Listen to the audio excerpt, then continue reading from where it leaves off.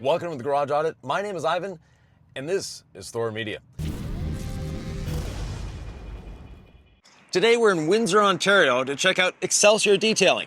Andrew is a young gentleman that I've been coaching for a couple of years. He also has his own podcast. You can check it out, Suds to Success. Let's go inside, see what he's got going on.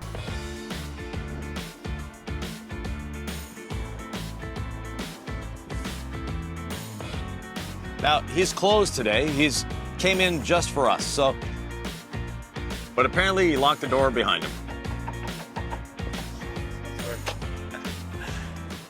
Good afternoon, sir. How are you? Good. Let me give you a microphone here.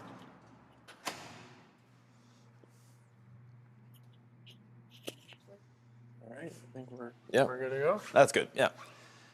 So, how are you doing? Good, how are you? Excellent. So, thanks for coming in on a Sunday. Yeah, so you're kind of seeing the shop when it's closed, which Right. this is as empty as it gets. Yeah.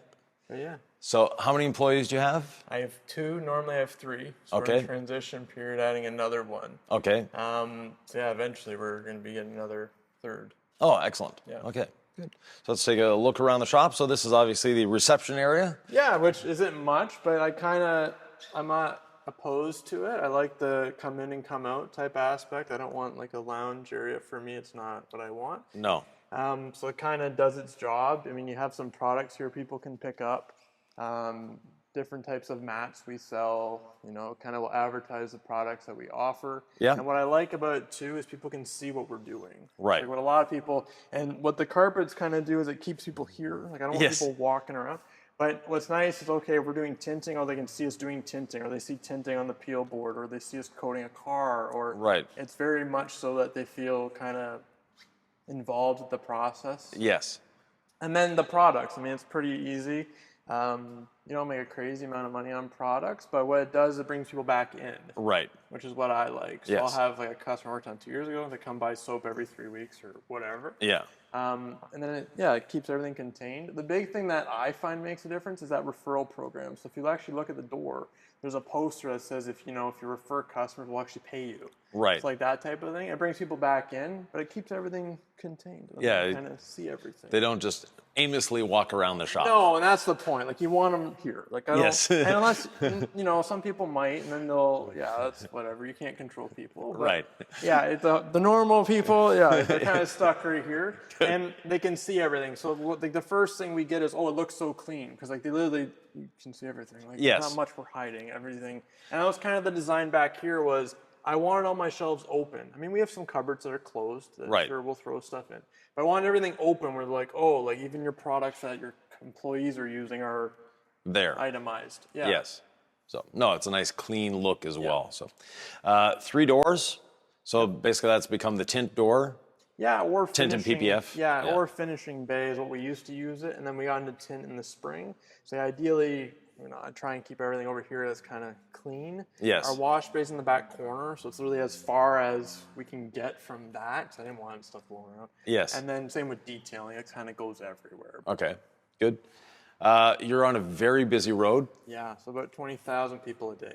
So how has that impacted your advertising? Very much so. So in terms of our signage, I try and make everything easy. So if Yes. you look at the signs behind it, we'll put out too. Right. It just says auto detailing in big letters. There's no website. There's nothing. It's literally Excelsior Auto Detailing, big letters. Yes. It's what we do, and it gets people in. Right. We still do marketing, obviously.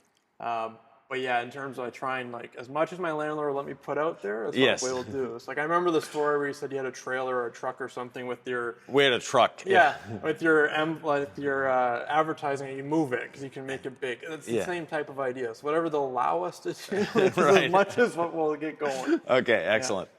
So generally you have 2 cars deep. Yeah. So we can sometimes also, so we'll do 2 cars deep and then one on a diagonal by the back corner. And Okay. then we'll have one here. Okay. So it kind of depends. And what I like too is everything's on wheels. Yes. So like if I feel that we need to move this peel board over here, sure, we'll park a cart. Like you can move everything. Yes. You're not really stuck. Good. We'll start at your wash bay and then So the wash bay is quite easy. I mean, it's literally a drain in the floor. This was a transmission shop before. Okay. So everything kind of was angled in the floor already. Good. The paint we're going to be redoing this year has 3 years life on it, and so it's time. Yeah. And then, yeah, so the wash bay is quite easy. On the walls, we use those for mats. So it's just literally Bessie clamps or whatever cheap clamp. The foam is just so it doesn't leave marks in the mats. So sometimes in the softer rubber mats, we found that, especially the smaller ones, they left little marks. We just get a little piece of foam and just put it on there. Wash bay is quite easy. I mean, you got like a step stools for the employees, brushes for the rims, IK foamer for the rims as well. Yes. And then this is just a rinseless pail, drill brush for the mats, and any of the chemicals we can get. A lot of our chemicals, I like to do different colors so that when they're standing up, they know what they're using. Right. When in the beginning, I had an employee use iron remover on the inside of a car because he thought it was the wrong bottle, and it's not a good idea. No. So then you learn to get electrical tape, and you just tape everything up. So that's kind of what you can see. Yeah. In terms of like brands, we use everything, whatever makes sense for us and whatever the employees like. Yeah. Like we kind of, I give them kind of free reign where if they like, oh, I saw this online, okay, buy a bottle, like whatever. Like we'll give it a try. Yeah. Okay. Will we buy it in bulk? No, but try it and then they're happy. Like, okay, we're happy with what we use. Yeah. In terms of how we wash, it's literally just rinseless. Okay. It's quite simple. I don't want a bunch of pails. In terms of those pails, they're just for like dirtier vehicles or whatever. We had a contract with Sea and Rail, so there's a bunch of mud and nonsense that I didn't want all over the place. Right. So that's kind of what that was for. But yeah, it literally is, one pail, grit guard, sponges, good to go. Sun Joe pressure washer by the looks of it. Yeah, so that's a controversial subject too, because a lot of people talking about, I'll do a video like, you have a $180 power wash. I'm like, well, lasts me 2 years every one, and then I just buy a new one. Eventually, will I get a more expensive power washer? I don't know. It's one day. We had a very expensive pressure washer, but we could run multiple guns at the same time and all that. In the long run, it's less expensive. Yeah. Because every year we put a $30 rebuild kit into it. Yeah. And 15 years later, the pressure washer is still working like new. So. And I think if I had 2 wash bays, it would seal the deal. Like if I had 2 where we could, so maybe our next move, our next location might seal the deal. Yes. Same with like the air compressor. It's like, that's my air compressor. Do I want bigger? Yes. Yeah, but it's one of those things where it's like, how long are we going to be here for? Because we're outgrowing the space already. Yes. So it's kind of that. Do I want to put all the pipes up? Do I want to, So outgrowing the space. Different space or second location? I don't know. I haven't thought that far into it. Now that we're doing tint and PPF, it's getting where we probably could have a second space. Yes. I like this space. I think it's very good. The location is excellent. Fantastic. Yeah. It's like we used to be behind a 2.5 car garage behind a house. So you've been there. So literally, like, this was a big step up, and I don't think we're gonna be moving from here. Like, I think we're gonna do another 5-year lease. It's just because we run out of parking all the time. It's whatever comes up. Right. So a new compressor, it's probably gonna happen. It's just me being hopeful. I don't want to put money into the setup. But a good compressor is worth its weight in gold. So, air conditioning. Yeah, air conditioning and heat here. Good. Landlord sells HVAC units, so Okay. it's no brainer in my lease negotiation. That's Yes. what we're gonna get. So it's all heated, all AC'd, which was for sure for me when I was moving into here is where any location, I'm not going to be sweating in the heat. I don't want my employees doing that either. Right. It's like I've almost passed out from heat exhaustion in a car before. So Okay. once you do that once, you don't no more. Yeah. So we're very blessed for that. Washer, dryer, everything's done on site. I don't want to mess around moving stuff. Good. In terms of towels, I want to try and keep it to one shelf. We get busy and sometimes we use all the towels. But that means that we're doing something well and we should be folding them more. But, and then our product shelf, I try not to have a bunch of products. Right. This stuff is pretty much everything that we use. We might have a few kind of caveat products that you use once in a while. Right. But I think we're pretty good at checking it. And it's all inventoried. So my employees, when they pull something off, they scan a QR code, let me know what they pull off, and then we check. So when I order stuff, I just go when you're able, boop, and it just tells me order. Yeah. And it kind of keeps you on check, and it's also I have it everywhere. Right. Yeah. Good. So very minimalistic in terms of product choice, which is excellent for your employees. They don't have to think. Well, it's cheaper for us too. That's the other thing. As long as you can detail and it works. Yeah. Great. And then it's also our suppliers are very good. So I can order from TOC. It's here the next day. Right. I don't need to stockpile a skid of product. It's No. not what I need to do. And same with, you know, any coating company we're with or whatever, it's quite quick. Right. I don't got to worry about. Yeah. Yeah. Now, one item I'd like to point out is this stool. We used to have these in our shop as well. And the long stools are great, but we found these actually a little more practical. They're easier to move around, they're lightweight, and we called them the elephant stools because they look like the elephant stool at in the circus, but they just do a great job. So. Well, they're easy and you can't break them. No. The only reason why I got that is a bit taller, and I have all my employees have been shorter than me. Okay. So they'll complain that they can't reach roofs. And I used to say, just suck it up and do it. Yeah. And then it got to the point where like, hey, you got to like spend money on that. Yeah. So we got that. It's great. It's more rickety. Like, so that's like when you're on it, kind of will sway a little bit. Yeah. It's safe. Like, it's not. But yeah, it is. The upgrades we did to that was because it comes with just a regular aluminum top. Yeah. We put grip tape on it. Cause I'm like, this, yeah, looking at this, my something's gonna slip off this. Right. So grip tape, which was half the price of the actual unit, which whatever. But then it's safe. Versus this, it's a little bit lower, but what I like about it is that you can quickly grab it and move it. Yeah. Like that, I feel like it has the same type of design where your handle's in the middle, but that it's kind of awkward to move, so you got to pay attention. Right. This, you know, it's. Yeah, and they're not, they're very solid. They're very stable. Yeah, you're not going anywhere Yeah. on it. It doesn't slide around. Yeah. Which was my kind of concern with the painted floor.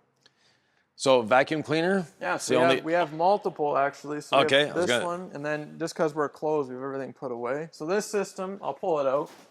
Okay, so you've got the Festool system. Yeah, so I come from woodworking, and that's where this came from. So I sell these units. Yeah. What I like about it is it's quite an expensive unit, but it's HEPA certified. So if they vacuum something like drug paraphernalia, something weird, it's stuck in the unit. It's not coming out. That one we use more like the DeWalt. We use more for like beaten up contractor trucks or something where I don't want to put it through my $1,000 vacuum. Right. And then this is kind of what we'll use for interiors. We'll use carts, or they have this system where you can just pull stuff off, and then they can bring this right up to the car and everything's in it. But yeah, we are changing over to carts. Like, so we have this one, we have that one over there, the smaller. Right. I think we're gonna go with this one, the Husky. Yeah, this one's too big. Okay. We'll use this for interior, exterior stuff, or polishing, like stuff that you can kind of multi-use. We have tools in it, like versus this is what we're kind of building for interiors. So we got one just to test it, and then I want to build it out. We haven't built it out yet. Yes. But it was more so I wanted to test it with my one employee, see what she thought of it, have all of her stuff in here. It's done quite well. It's a pretty inexpensive cart in my opinion. But it's nice and easy, and she likes it because hers. Versus this, everyone was using it. They move this, they move that. She knows exactly where her stuff is. She's not worried about. No, everyone having their own cart is actually a very important thing in terms of inventory control, in terms of how they work. They can organize it and make sure that everything they need is there. Well, it's their space. Yeah. And that's where, like, here, they didn't have a space. I mean, because like, everything's, open. Yeah. And then kind of another thing we use for interiors, we use this under hood light. This is something, it's a Milwaukee. Yeah. I've had plug-in ones before. It makes a big difference where instead of using under the hood, we'll put it between, so the doors are open, we'll put it on the pillars. Yeah. And it adds a lot of light on the inside, which makes their job easier. I liked that one because you can just pull the batteries out. We had ones before that were like internal battery that you'd have to plug in. Yeah. Pay the extra money and get that. Yeah, I want to get a second one. Yeah, the M12 system. So yeah, very good. I see you have a small steamer. Doesn't look like it gets used too much. No, and so I've went different ways with steamers. I've had more expensive ones. I've had cheaper ones. They all break, and then you get mad. So with this, it was $100. It's lasted us a year and a half. We use it just for salt, which I mean we don't get crazy cold here, but we still get salt. That's kind of all it's used for. We don't use it for interiors. We just wipe everything down with rinseless. But with that, it's more so just to get the job done. Like I said, I've had expensive ones. I could say we try and take care of them. We don't. And they get all screwed up. Employees, Yeah, that we just don't. It's something where you forget about it. Versus this, if this thing dies $100, it lasts us 2 years so far. So I'm like, well, that's good enough. And also, we don't need a ton of water. No. We're using it to fix salt on mats and then put the mats back in. Yeah. It's not. The other thing is the type of cars we work on, it's not like restoration type cars. It's daily drivers that are usually well taken care of, or higher end vehicles. So it's not. We don't need it. The days of getting gum off minivans are done now. Yeah. Okay. And you always have the option of telling the person, your vehicle doesn't qualify for our service. Yeah, and honestly, most of the time we don't even have to. Yeah. It's just they look at the website or our brand, and we'll still get some. Like, it's not. But it's also, when we get them, those type of customers are usually very understanding. It's not that we want this 2001 van to be perfect. It's more so, okay, do what you can do. Like, I trust you. Yeah. And that's the spot where I'd rather be in. Good. So obviously the break room, lunch area. Quick table. In these cupboards, it's just miscellaneous coatings, and you can kind of see. Still try and keep everything organized. So we have coatings, bags at the bottom to throw people's stuff in that are inside of vehicles, tinting supplies, miscellaneous pads. And then in this one, kind of lights, anything we have to charge, safety stuff, microfiber towels. Every person that gets their vehicle done, we always give them a towel, mints, like this little package, so in their business cards. And then just miscellaneous stuff on the bottom. Jumper, bags for the vacuum, pump sprayers, different triggers for the air compressor. Yeah. Tape. Different colors of tape. So. Yeah, usually we'll use them for, you can kind of see on the bottles, they're all different colors. Then we know what we're grabbing. And then this is quite easy for employees, Keurig machine, microwave, all the, and then we have all of our polishers on top. That eventually are probably going to move. The polishers were here before the table. Okay. It kind of just, they don't fit the lunch room no, vibe. At all. Yeah. So when we first moved here, we didn't have the table, and then the table fit in, but then we got to figure out where we're going to put the polishers. I also like the polishers back here because if someone peeked in through the window, they can't see them. Right. Which isn't really a concern now, but it was back then. So we're going to move them and kind of figure out what we're going to do with them. What size is the shop? 3,000 square feet. 3,000 square feet. Does the Roomba do anything? Yeah, so we actually got that this year. So we have a little robotic vacuum. And what it does, especially it was $100, like cheapest one you can buy on Amazon. What it's nice for is, especially when we get busy, sometimes the cleaning goes kind of to the end. Like we're working on so many cars. What that does, it makes everything bearable. So like in terms of, I'll just run it every night. It'll pick up all the dirt and stuff, and it makes it better. Like, so it will last the 3,000 square feet, basically? About 2,100, which is okay because I don't want it in the wash bay anyway. It's going to destroy itself. So you can basically program it to not go. Yeah. Oh, nice. Yeah, so I zoned out that area. Yeah. And if it does do something funky because it is cheap and it is Chinese, it doesn't hurt my feelings. It's done its job. Yeah. It just does a good job at getting to the corners, the edges, or stuff. I mean, you still got to clean it. But it's for those times where it's super busy. I can just beep beep, and for my phone, it'll just. Okay. Yeah. Well, that's cool. Yeah. So plotter, nicely covered up, great. Yeah, plotter, that's for tint, and then once we start getting the PPF, we will. It's a 6 feet plotter, so it's going to be able to do anything that we can kind of throw at it in terms of tint or PPF. Yeah. And then, I got the bigger one because I was prepared. I want to do for PPF. And then tint, we're kind of getting in tint. Peel board, homemade peel board, made all that with wood, glass. Yeah. And then the tracks, about $1,000. I didn't really want to. When we did the tint training, they said use like a glass table, screw it to the wall. I didn't want a bunch of tables in the wall. Yeah. So I wanted something where we could kind of move around and that was sturdy. So we got it all built. It's good, well built, and it's good. It's worked quite well. Excellent. And I like it too. It's a good advertising piece because people see it. Yeah. We'll leave tint on it or whatever. And like, oh, you do tinting? Yeah. Yes. Good. It does quite well. Has the post ever gotten in the way? Not yet. Not yet? So that's what I was debating on, either painting it or that's why we have kind of the yellow and black on. Yeah. That was great when we moved. You kind of just get used to it. It works in the sense of it's right on the line of the bay. So like it's very rare that's why kind of the table and everything's here. Yeah. It forces us not to drive into the post. Good. And you can still, if you had like a car, you can still tightly move it over to the wash bay if you had to. Most of the time, we'll just back it out and throw it through the doors. Yeah. Common practice. Okay. And then you're not worried about the post. Good. How many vehicles do you work on generally at the same time? Depends on what the packages we're doing. We've had anything from 6 in here to 2 if we're doing 2 coatings, or it quite can differ. Right. Fleet packages will do quite a bit now. So yes. Sometimes they'll pick them up later, so they might have one sitting here that's done, or vice versa. But yeah, most we've had in here is about 6 or 7. Okay. So and it's comfortable. Yes. Like it's not like we're like hitting stuff. No, because the room is what, 50 by 60 roughly? About, yeah. Yeah. And what I like about it, and I didn't know this when we moved in here, was you can do anything with this. Like, so like, it's not like like I've been in other shops that are roughly the same size and they have one garage door and then you have to like back everything out. Yeah. This is nice because most I have to move is 2 cars. Right. If that. So, but and you kind of just get smart with it, but it's quite easy. So then, you can just back them in. And also it holds a lot. So like the parking lot might look empty, but I have 7 cars in here. Yes. So it's quite, it's very universal for what we're doing. Now, parking lot is small. Where do the employees park? They actually will park out front or they can park on the side of the building. Okay.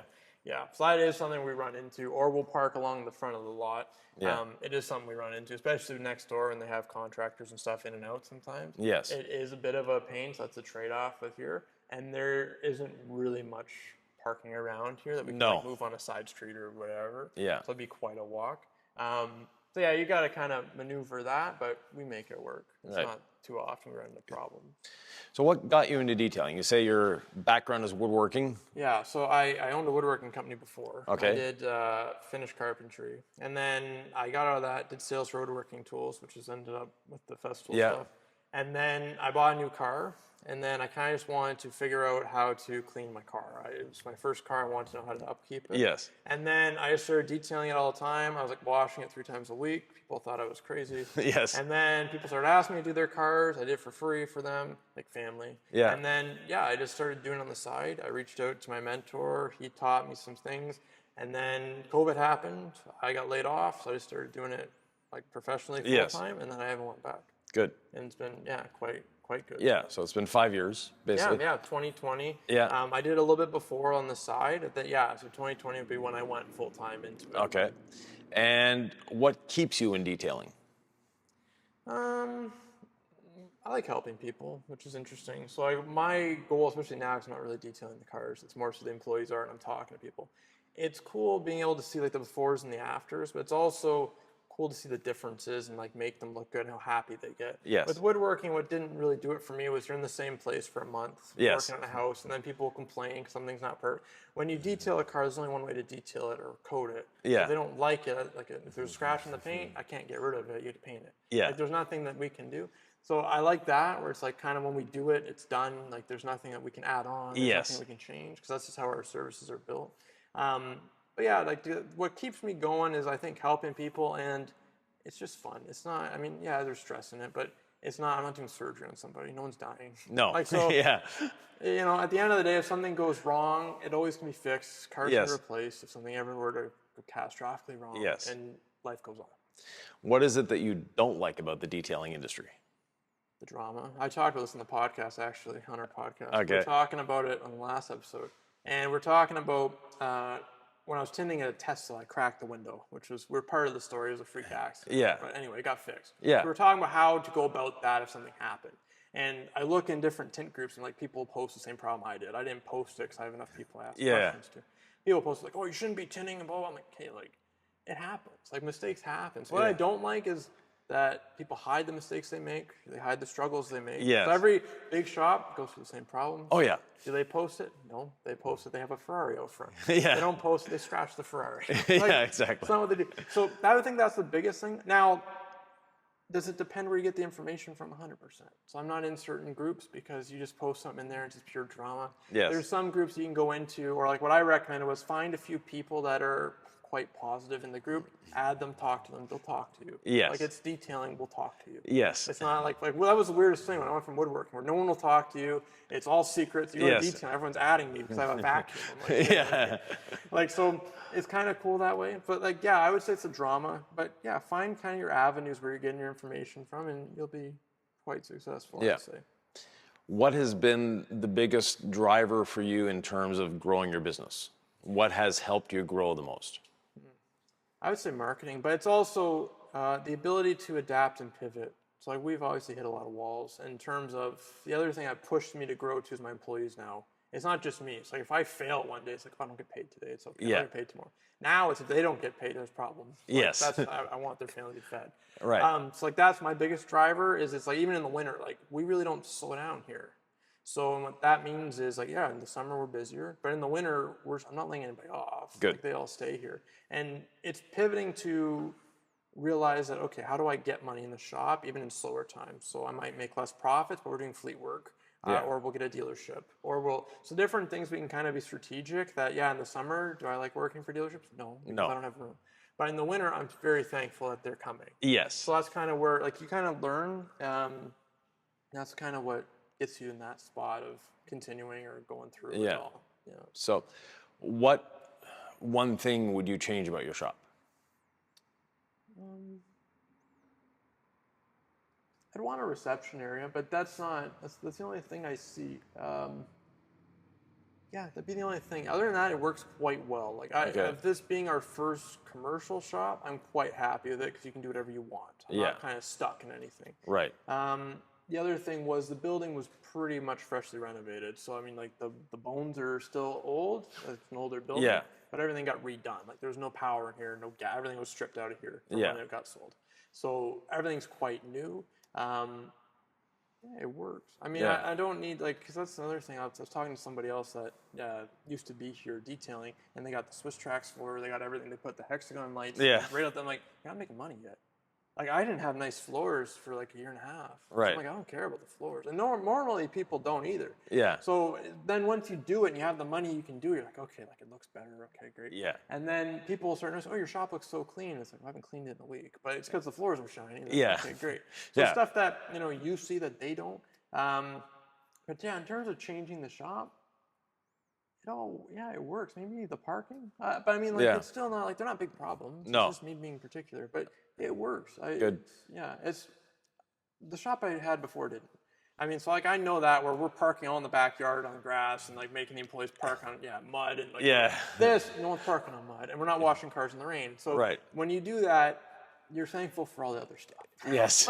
No, you had very humble beginnings. So, what's the one tool that you have that you say I can't live without? That this is the most important tool in my detailing arsenal. An actual tool in the business. Tool or product? I would say you're able. Okay. In terms of that, it keeps everything. It's the brains of the operation. We have other CRMs too. So, like, any of our tech, I would say, is the brains. I'd also say it keeps us going. So by us sending email newsletters, by us reaching out to people, by us being reminded to reach out to this customer so they want a match 2 months ago. Yes. That type of thing keeps it going. In terms of detailing tools, maybe a Tornador, or in terms of products, ceramic gloss is a good one. That's quite easy. Okay. Any type of ceramic-based detail spray is my favorite. I did the wax thing before. Yeah. I still call it a wash, clay, and wax. Right. But the amount of people come like, what is that stuff? I need to buy it. Like, that never happened before. No. And that's not a plug for you guys. It's just, it works. Like, because we've tried it with other brands will come to us that we used to. Yeah. And they'll say, oh, just use this. And we try it. Like, this is crap. Like, I mean, it's not what I want. Right. Or it doesn't work as well. Like, it's a hard product to beat for the price point. Yeah. Okay. What's the one thing that you've purchased over the years that you say, nope, that was a stupid move?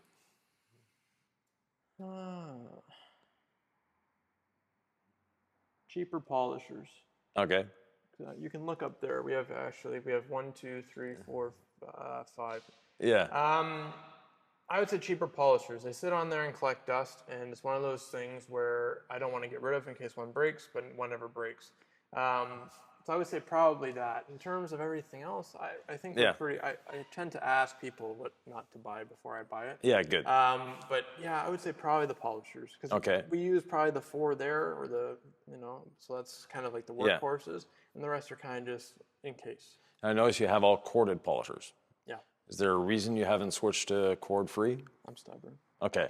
Honestly. Yeah. But you don't see a hindrance in the cords. Not at all. It's just we're used to it. Yeah. So, like, and it's also, to be honest, with the DIY ones, I wanted to try them first. Yeah. I mean, I held the cordless one at TOC, but I wanted to kind of try it. Now would we do it? Because Dean bought a cordless one. He's calling me, ranting about how great it was. Yeah. So now would I do it? Yeah. It's just also, it's the mindset of, we have to remember to put batteries on the chargers. It's a difference for the employees to remember. Yeah. Especially if they're working on a car all day and it's a long day and if you're going to do things and whatever.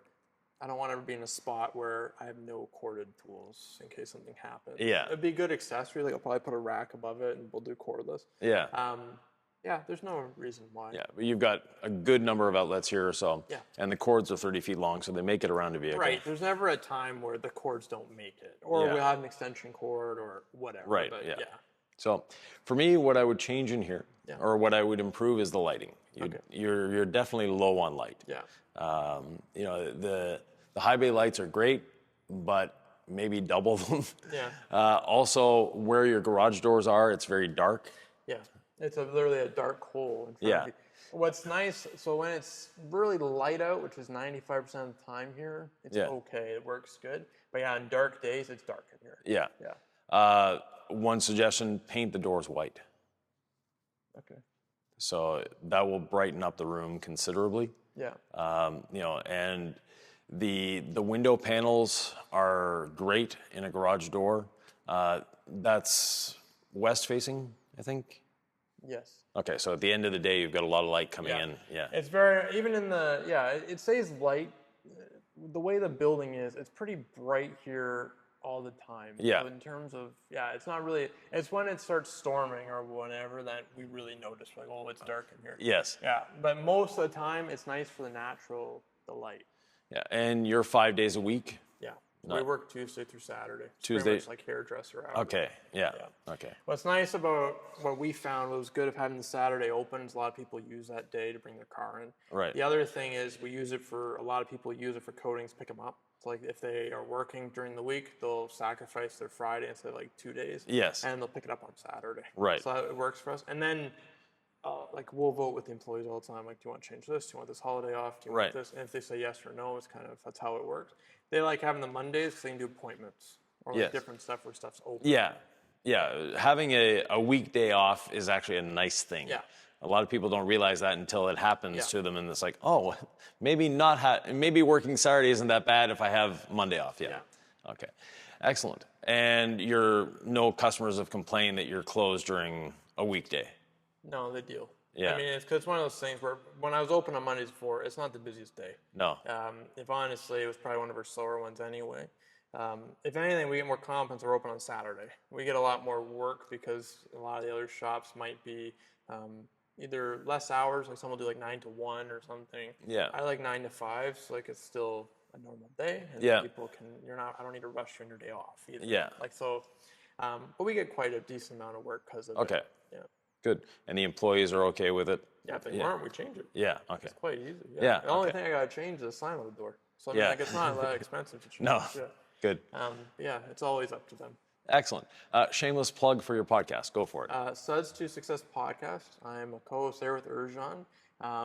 Great podcast, all about business advice and different things in the business. We make tons of mistakes. We talk about it on the podcast, and hopefully it will help you not make those mistakes and help you expand your business. Yeah, excellent. I've known Andrew for 5 years, basically, when you started in the business, and you've always been business first, detailing second, which I've always appreciated. So just, look out what he's done and where he's going. You will see this face more often. So thank you very much. Thank you. Let's go back out to the car to give him his final report card. Oh, boy. We had a great visit with Andrew. He's got a nice shop. Like I mentioned, he could use a little more lighting. It's a nice space. It's open. You can see what can be done when you have a nice open space. If you have any questions, comments, thoughts, or ideas, please leave them below.